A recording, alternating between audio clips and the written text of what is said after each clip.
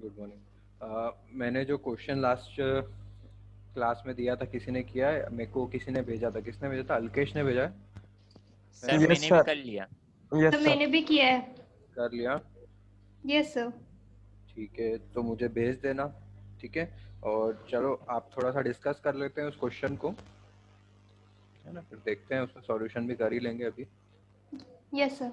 है ना? ये क्वेश्चन था, design a circular water tank with flexible base for a capacity of 450 kilolitre, the depth of water is 4.5 metre, allow suitable free board.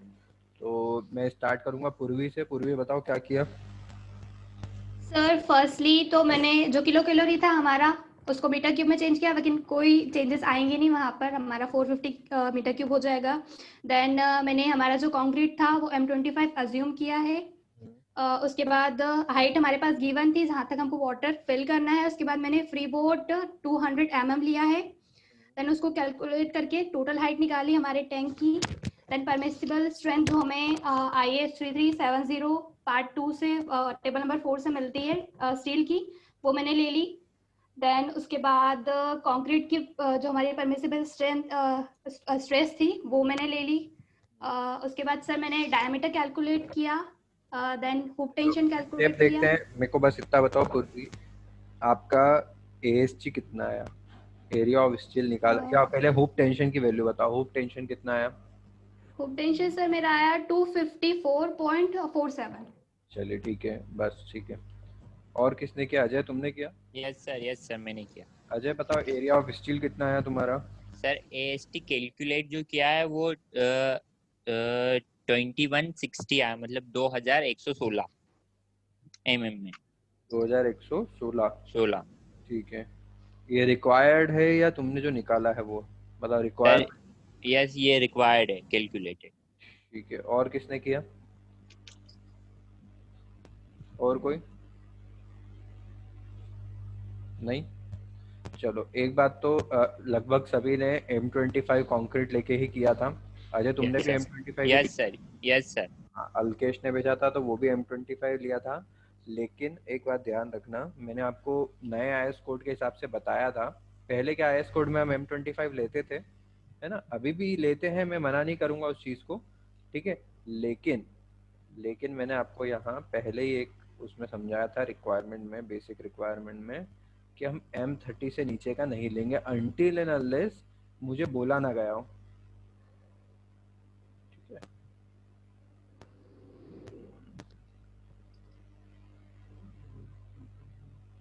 ये देखो, पहला ही point क्या था? concrete mixtures lower than M30 are not to be used for design of liquid retaining structure. The use of richer mixes result in less cracking. ठीक है, तो मैंने अल्केश का कैलकुलेशन देखा था, तो M25 के हिसाब से बिल्कुल सही कैलकुलेट किया है। इसीलिए आपका क्या है, थोड़ा सा एरिया ऑफ स्टील या थोड़ा सा चीज़ें अलग आ रही है, ठीक है।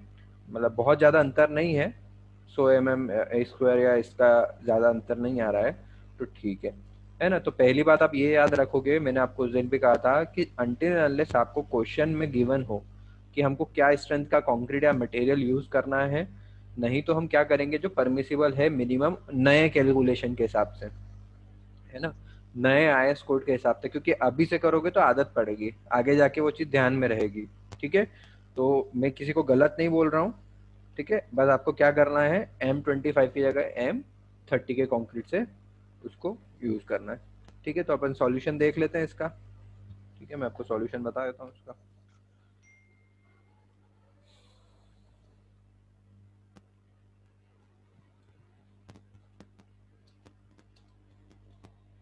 ठीक है, सबसे पहले मैं यही लिखूंगा कि मैं M30 कंक्रीट यूज करने वाला हूँ उसमें, using M30 concrete and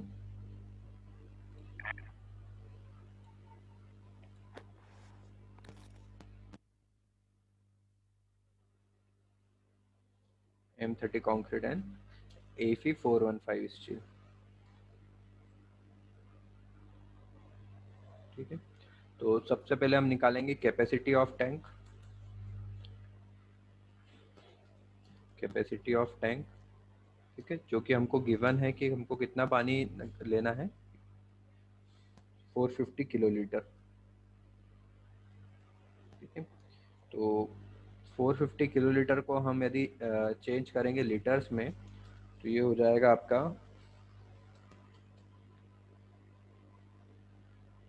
4,50,000 litre.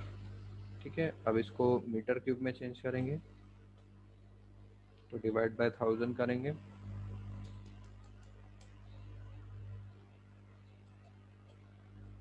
Divide by 1000, तो उतना की उतना ही रहेगा जैसा बताया, 450 मीटर क्यूब।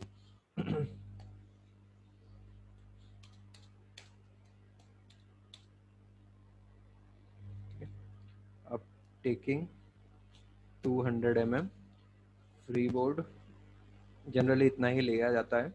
ठीक है,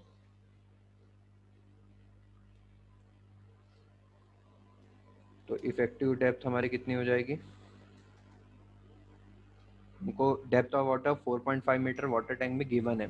ठीक है, तो हम 200 mm का फ्री बोर्ड ले रहे हैं। फ्री बोर्ड मतलब क्या, कि पानी के सरफेस से हमारे टैंक के बीच जो ऊपर का टॉप सरफेस है उसके बीच की हाइट जो फ्री है, जिसमें हम पानी नहीं भरेंगे। ठीक है, effective depth of water tank जो हमारा एक्चुअल डेप्थ हो जाएगा वो कितना हो जाएगा, 4.5 माइनस 0.2, है ना, मीटर में है क्योंकि, तो 4.3 मीटर हमारी क्या हो जाएगी, इफेक्टिव डेप्थ है। अब हमको डायमीटर निकालना है, तो हम एरिया से इसको मल्टीप्लाई करेंगे, तो एरिया हमारा होता है π/4d²।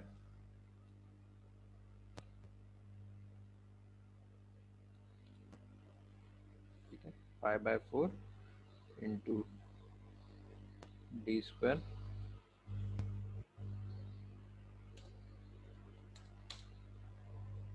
इक्वल्स टू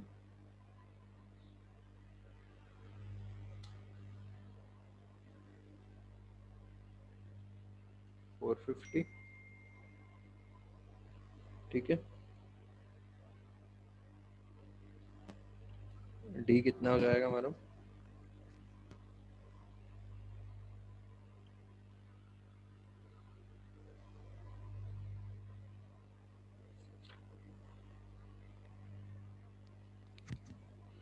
सर ये 4.5 मीटर जो हमने वाटर की डेप्थ ली है, तो इसमें सर ऐड करेंगे ना फ्री बोर्ड, या माइनस कर दिया आपने?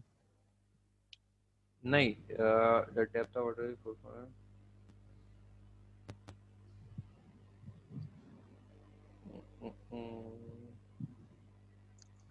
एक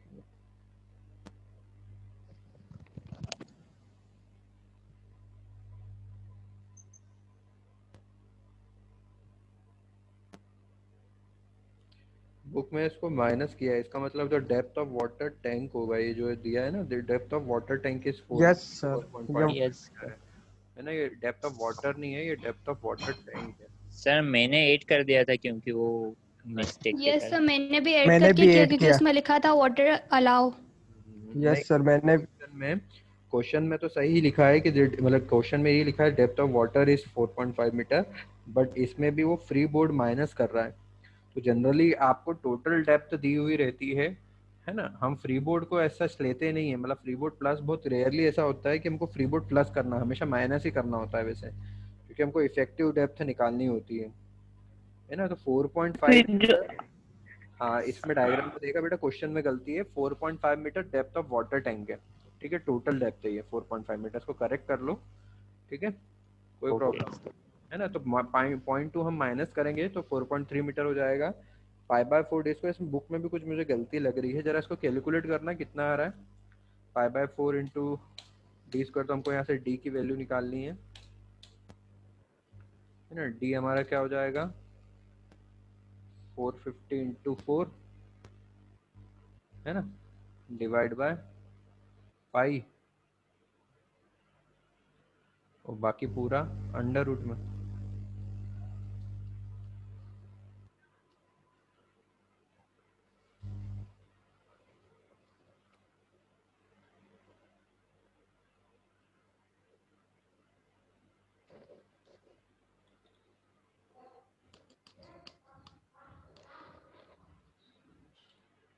कैलकुलेट करके बताना यार कितना आ रहा है। ये पूरा अंडर रूट में रहेगा। मुझे कुछ गड़बड़ लग रहा है। 23.93 94 बोल सकते हैं। कितना? Yes sir. 23। हाँ sir yes yes sir.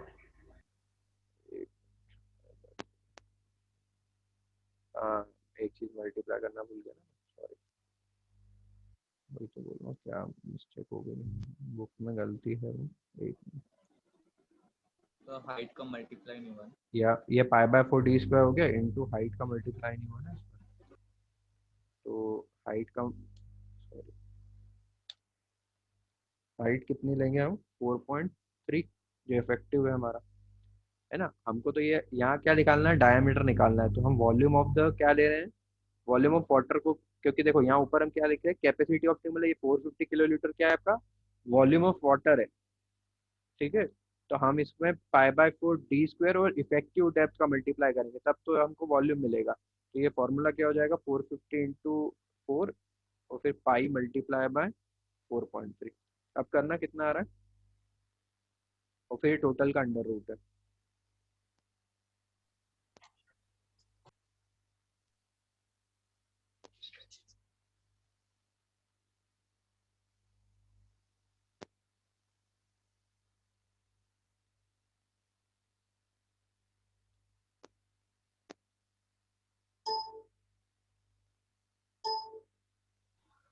Sir 49.63। गलत निकाल दो, अंडर रूट किया। 11.5। हाँ हाँ, कितना आया? 11.7 सर 11.54। Yes sir. सही है, ये 11.54 ये आएगा। कौन था किसने अंडर रूट नहीं निकाला? डी स्क्वायर है बेटा, तो ये अब टोटल का अंडर रूट हो जाएगा, है ना। अब यहाँ पर इसमें मैं इस तरीके से फॉर्मूला बता पाऊंगा, ये under root of 450 into 4 divide by pi into 4.3, तो 11.54 मीटर, ठीक है। तो taking capital D equal to, round off कर लेंगे इनको, 11.6 मीटर, ठीक है। देखो कभी भी क्या होता है, देखो डिजाइन के क्वेश्चंस में क्या रहता है, आप हो सकता है आप में से हर कोई अलग अलग को तरीके से कर ले। अब जैसे किसी ने M25 से किया ना, तो कोई गलत नहीं माना जाएगा उसको, है ना। लेकिन हमको क्या है कि मिनिमम रिक्वायरमेंट देख के चलना है। आप देखो क्या होता है, कई बार ऐसा होता है कि जैसे क्वेश्चन में गिवन है तो मैंने बोल ही दिया आपको, ठीक है, आपको जो क्वेश्चन में गिवन है हमको वो यूज करना है। लेकिन क्या होता है कई बार, क्या जब हम कॉपियां चेक करते हैं तब हमारे पास स्टैंडर्ड सॉल्यूशन होता है। अब मान लीजिए मैंने जिस भी बुक से मैं आपको पढ़ा रहा हूँ उस बुक का सॉल्यूशन ऑब्वियस क्वेश्चन है, तो हम लोग उसका सॉल्यूशन बनाते तो ऑब्वियस व्यक्ति को मिल भी जाएगा सॉल्यूशन। तो उसके दिमाग में क्या रहती फितूर, वो है ना ये सब चीजें चेक करेगा उसके सॉल्यूशन के हिसाब से। तो हमारा रिकमेंडेशन IS कोड के हिसाब से होना जरूरी है। अब जैसे आप यहाँ लिख सकते हैं, using M20 concrete and M54 steel as per the recommendation of IS code. ये जो एक वर्ड, ये जो छोटी छोटी चीजें हैं ना, ये आपको अच्छे नंबर भी दिलवाती है और आपको ये भी इंश्योर करती है कि आपका सॉल्यूशन आपने सही कर रहा है, या आपका सॉल्यूशन पे आपको नंबर मिलेंगे, स्टेप मार्किंग मिल जाएगी या जो भी होगा। तो ये बहुत छोटी छोटी चीजों का ध्यान रखना, ठीक है। कोई भी डिजाइन गलत नहीं होती, मैं आपको पहले ही बता रहा हूँ। डिजाइन में मतलब यदि किसी ने M25 किया है, M30 किया है, तो यदि देखो क्या होगा, यदि M25 यूज करेंगे तो हो सकता है हमारा एरिया ऑफ स्टील ज्यादा है या कम है, इतना ही फर्क होगा थोड़ा बहुत, है ना। ऐसे यदि हमने डिजाइन स्टेप सही तरीके से फॉलो करी है तो उस हिसाब से कैलकुलेशन आएंगे। जितनी स्ट्रेंथ का मैं आइटम मटेरियल ले रहा हूँ उस हिसाब से मेरे सारे डिजाइन पैरामीटर आएंगे। हो सकता है कि सब स्टील AST रिक्वायरमेंट में आपका रेनफोर्समेंट इसमें स्टीरअप्स में, या जो भी मतलब नॉर्मल भी आप डिजाइन करते हो तो इतना ही फर्क आता है डिजाइन, ठीक है। आपको स्टेप फॉलो करना जरूरी होता है, ठीक है। तो आगे करते हैं। तो हमने यहाँ से कैपिटल डी निकाल, यहाँ तक किसी को प्रॉब्लम, यहाँ तक किसी को प्रॉब्लम? No sir.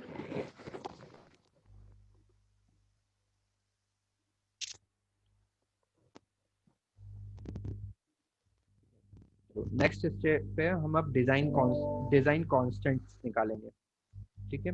अब डिजाइन कांस्टेंट्स क्यों जरूरी है? डिजाइन कांस्टेंट जरूरी है क्योंकि हमको यूज करना है स्ट्रेसेस वगैरह। डिजाइन कांस्टेंट का मतलब क्या है? जो स्ट्रेसेस, परमिसिबल स्ट्रेसेस है वो निकालना। ठीक है, तो सबसे पहले हमको जो जरूरत पड़ने वाली है वो पड़ने वाली है सिग्मा सीबीसी की।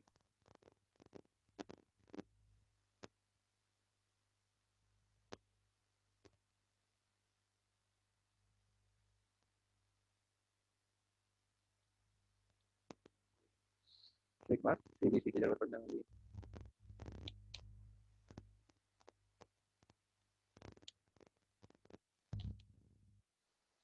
ठीक है, जिसकी वैल्यू है 10 न्यूटन पर एम स्क्वायर।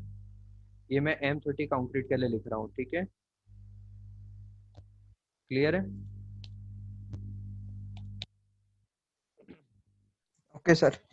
ये M30 कंक्रीट के मैं आपको बता भी दूंगा अभी। Sigma BT,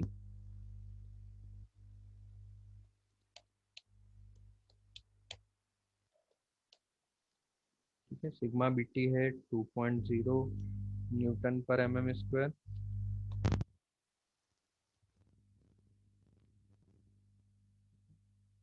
then sigma CT आएगा, सिग्मा CT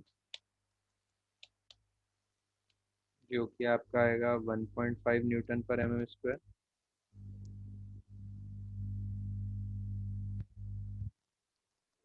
फिर सिग्मा ST आएगा,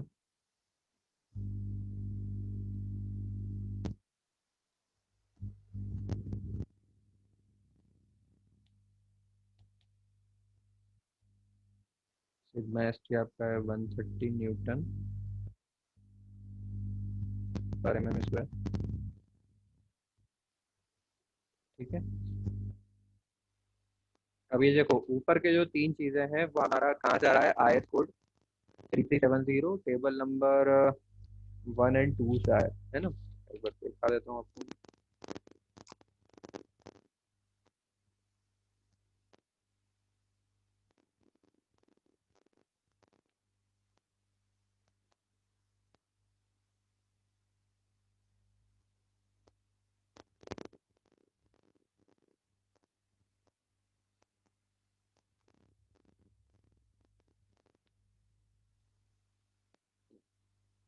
ठीक है, ये परमिसिबल, सबसे पहले हमने क्या निकाला? Permissible concrete stress calculation. ठीक है, अभी सिग्मा सीबीसी की नहीं है, सिग्मा BT की वैल्यू है। ठीक है, तो यहाँ देखो M30 कंक्रीट के लिए सिग्मा BT कितना है? 2। Tension due to bending, tension due to bending. ठीक है, सिग्मा BT की वैल्यू ये कहाँ से है? ये 2.0। ठीक है, then sigma CT direct tension के लिए 1.5। ठीक है, ये 1.5 और 2 यहाँ से आई है वैल्यू। ठीक है, ये 2 और ये 1.5 यहाँ से आई है। ठीक है, इसके बाद सिग्मा CBC ये आप IS 456 में मिल जाती है और यहाँ भी मिल जाएगी। तो ये देखो, ये बेंडिंग के लिए सिग्मा CBC की वैल्यू कितनी है? 10। ठीक है, तो ये सिग्मा CBC की वैल्यू 10। ठीक है, देन इसके बाद आपका 130 न्यूटन मीटर ये काय के लिए है?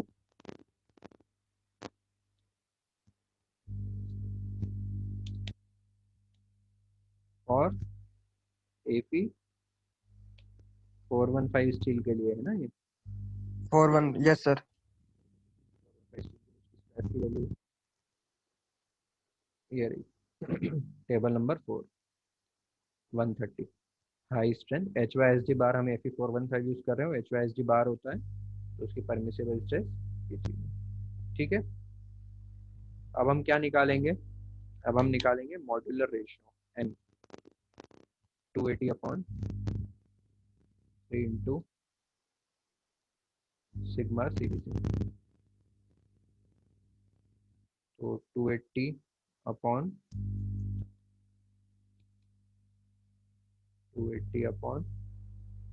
3 इंटू 10। ये वैल्यू आएगी आपकी 9.33। ठीक है, इसके बाद निकालेंगे K की वैल्यू। कौन बता पाएगा कि K क्या है?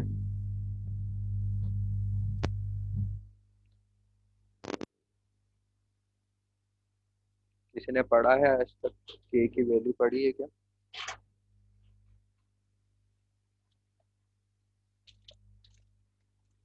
Yes sir. बताओ क्या होता है के? सर के की वैल्यू सर ये मॉडल ये एम इंटू सिग्मा से भी कौन? Divide by. Yes sir. हाँ हाँ, आगे बोलो बोलो बोलो, सुन रहा हूँ। M into sigma sigma CBC divide by m into sigma CBC plus sigma ST. क्या होता है ये? सर ये न्यूट्रल एक्सिस कोफिशिएंट। यस, क्या है? Neutral axis coefficient. Very good. के क्या होता है? के होता है न्यूट्रल एक्सिस डेप्थ फैक्टर। के क्या होता है? Neutral axis depth factor. Very good. ठीक है, इसका फॉर्मूला होता है m इंटू सिग्मा सीबीसी, ठीक है, डिवाइड बाय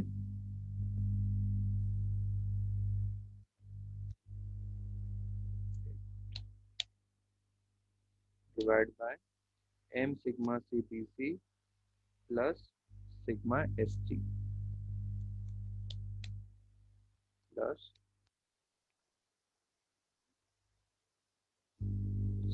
सिग्मा एसटी। ठीक है ना?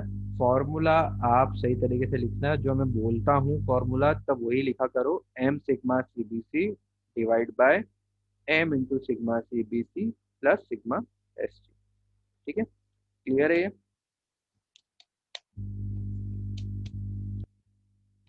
वैल्यू रखो। m की वैल्यू हमने निकाली है 9.33, मल्टीप्लाई बाय सिग्मा सीबीसी जो कि 10 है, डिवाइड बाय फिर m इंटू सिग्मा सीबीसी, तो 9.33 इंटू 10 है ना। पहले हम ये मैथमेटिकल ऑपरेटर लगा रहा हूँ मैं, प्लस सिग्मा एस टी जो कि हमारा है 130। ठीक है, इसको आप सॉल्व करेंगे तो आपकी वैल्यू आएगी 0.416 है। इसके बाद अगला जो हमको डिज़ाइन कांस्टेंट निकालना है उसको बोलते हैं जे। सॉरी,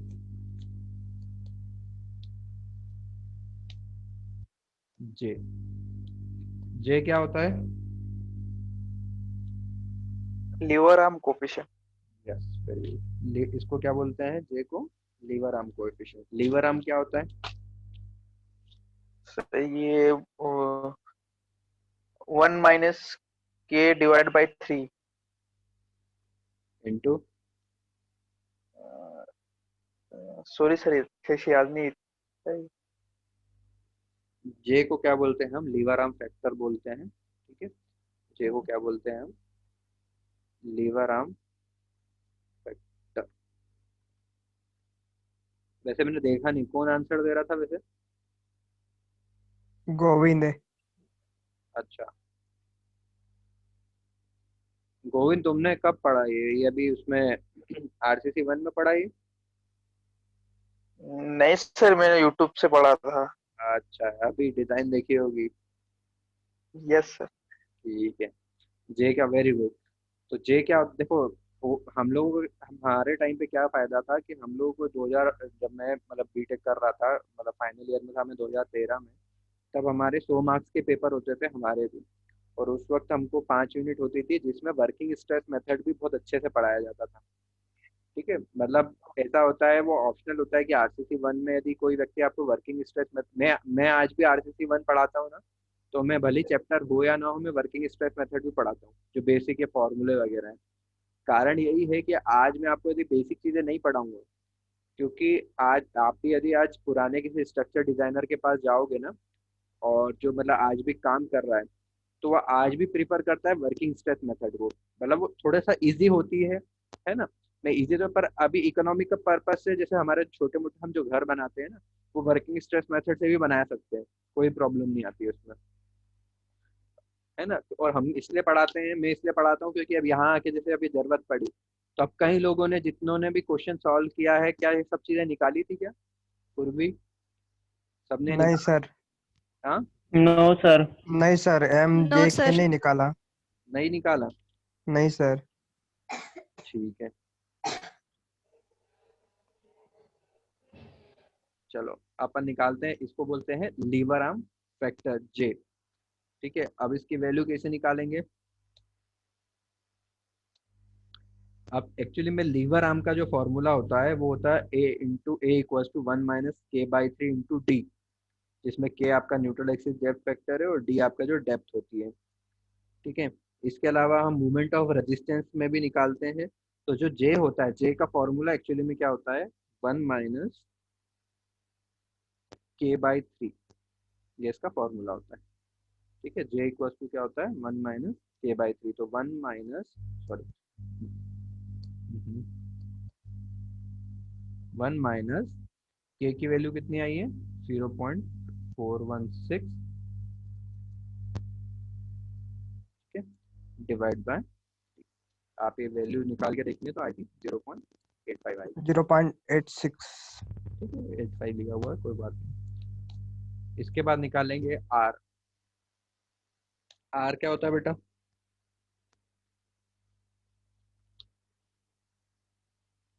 कैपिटल आर क्या होता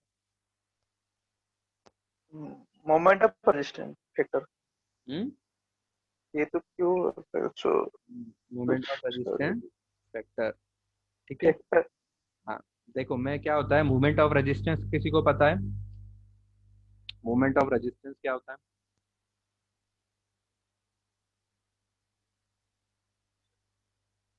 हम्म, अरे ऐसा तो हो ही नहीं सकता कि आप लोगों ने पढ़ा नहीं हो। एमआर तो हम पढ़ते ही, चाहे वो एलएसएम पढ़ो या डब्ल्यूएसएम पढ़ो, कोई फर्क नहीं पड़ता है।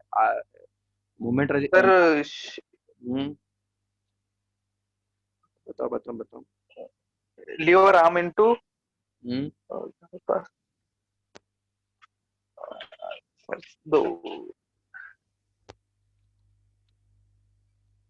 देखो मोमेंट ऑफ रेजिस्टेंस आप एलएसएम में पढ़ते, मैं एक फॉर्मूला याद दिलाता हूँ।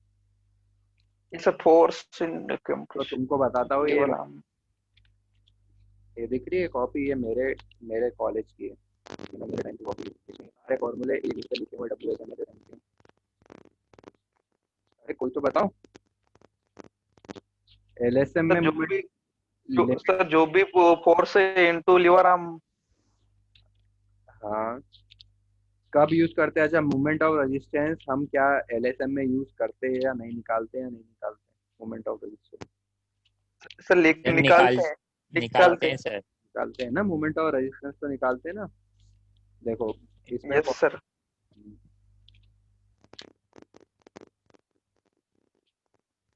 जो हमारा वर्किंग स्ट्रेस मेथड है, चलो अपन टाइम ज़्यादा नहीं टाइम वेस्ट करेंगे। ठीक है, आर क्या होता है हमारा?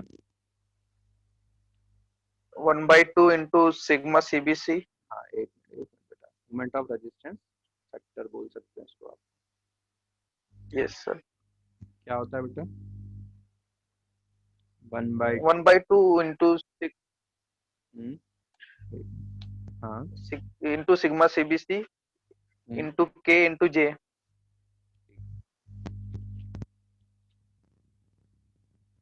1/2 सिग्मा सीबीसी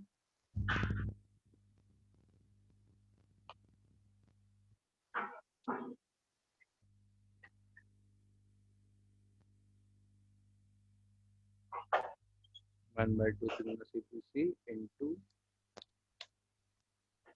जे इंटू के। ठीक है, ये इसका फॉर्मूला होता है ना। और हमको सारी चीजें पता है, इसमें ऐसा कोई भी नहीं है जो अननोन हो। तो 1/2 इंटू,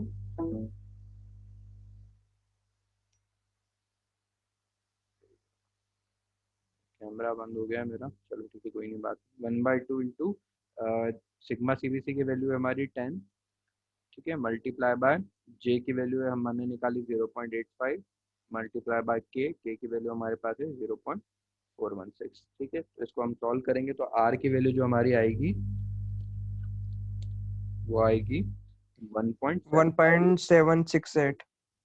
ठीक है, अच्छा, जे की वैल्यू 0.86 आ रही थी ना, तो अपन 0.86 से ले लेते हैं।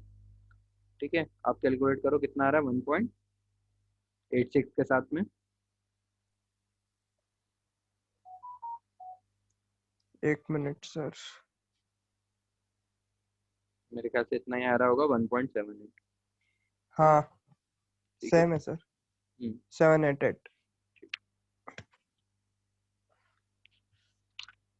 अब आपको ये जानकर आश्चर्य होगा कि अभी एट प्रेजेंट हम जब आगे यूज करेंगे तो हमको ऐसे बहुत यूज नहीं आने वाला है।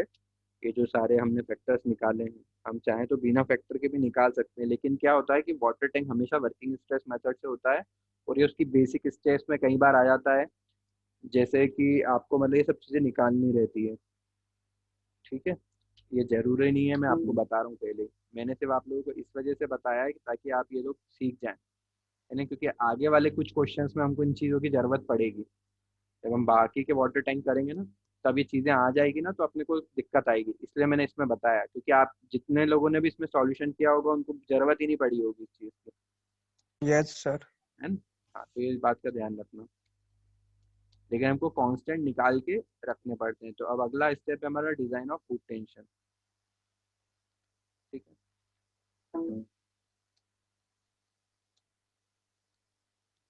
मैक्सिमम हुक टेंशन हमारा फॉर्मूला क्या होता है?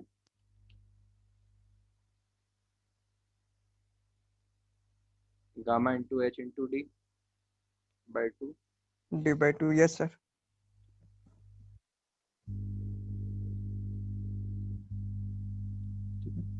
तो वैल्यू रख दो इसमें। अच्छा, एक बात याद रखना कि जनरली क्या होता है, जो हम यूनिट वेट ऑफ वाटर लेते हैं ना, जैसे पिछले वाले क्वेश्चन में हमको 9.8 दिया था, है ना, और हम फॉर द सॉल्यूशन पर्पज आप उसको 10 भी ले सकते हो, कोई प्रॉब्लम नहीं है। मैंने सिर्फ वही बता रहा हूँ, यदि क्वेश्चन में गिवन है तो हम उतना ही लेंगे, नहीं तो 10 लेके कर लेना है सिंपली। ठीक है, कैलकुलेशन ठीक है। कैलकुलेशन ईजी हो जाता है उससे आपका। ये वैल्यू आएगी आपकी 261। प्लीज क्रॉस चेक करते रहना, क्योंकि है ना, मैं क्रॉस चेक नहीं कर पाता हूँ। ठीक है, तो आप क्रॉस चेक करते रहना कैलकुलेशन। गलती हो तो बता दें कि बुक्स में कहीं बहुत ज़्यादा गलतियाँ होती है।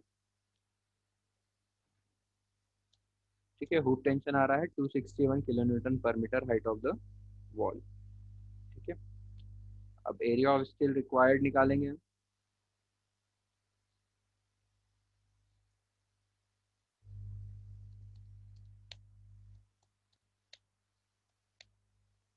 कितना आएगा? इसका फॉर्मूला होता है टी अपॉन में सिग्मा एस टी। यही फॉर्मूला होता है, टी अपॉन में sigma S T. 261 divide by 130। तो पहले तो किलो न्यूटन में है, तो इसको न्यूटन में चेंज कर लेते हैं, तो मल्टीप्लाई बाय 1000 डिवाइड बाय 130। कितना आएगा ये? तो ये आ रहा है 2008 mm²। देखना है कैलकुलेशन सही है क्या, चेक करना।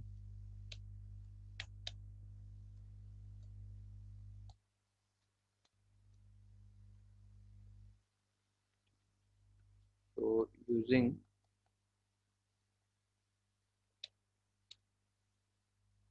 Using 20 mm diameter bar,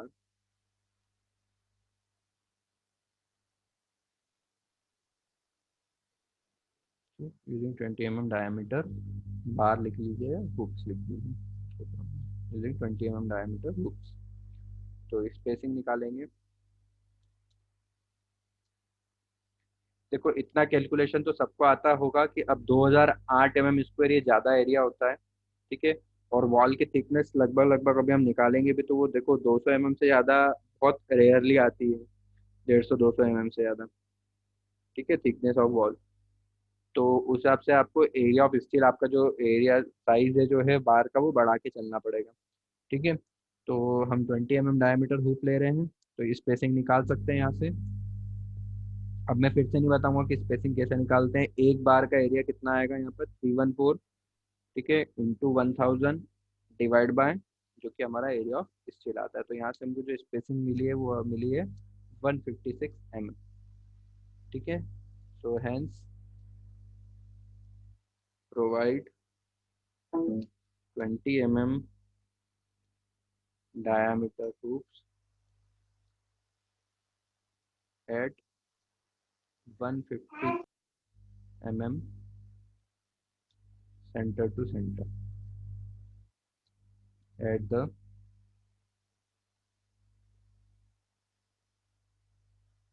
bottom, sorry, at the center of wall. ठीक है,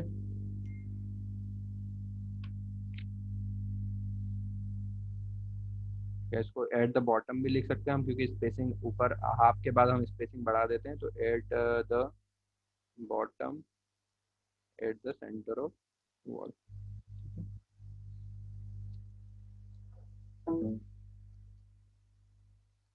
The spacing can be increased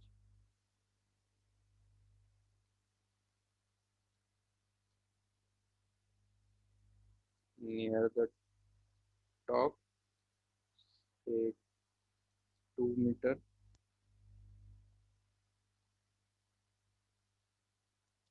from the top, 20 mm hooks at just double spacing कर देंगे 300 mm centre to centre are provided. इतने में किसी को problem कोई? No sir. ठीक है, अब हम क्या निकालेंगे? AST provided. ठीक है, AST प्रोवाइडेड आप निकाल सकते हैं.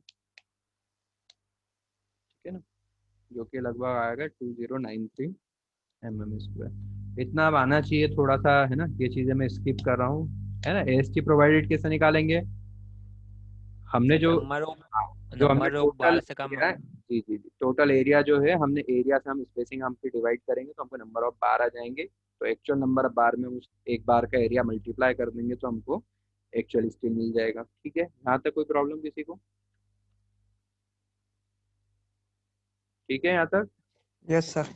अभी यहीं तक कर रहा हूँ मैं, इसके आगे नहीं बढ़ेंगे. अब हम क्या करेंगे, हमको इसके बाद थिकनेस ऑफ वॉल निकालना है, जो कि AST प्रोवाइडेड वाले सॉरी सिग्मा CT वाले फॉर्मूले से निकालेंगे. Sigma CT should be greater than TO वाला फॉर्मूले से हम T की वैल्यू निकालेंगे, फिर वर्टिकल डिस्ट्रीब्यूशन स्केल निकालेंगे और डिजाइन ऑफ बेस स्लैब करेंगे.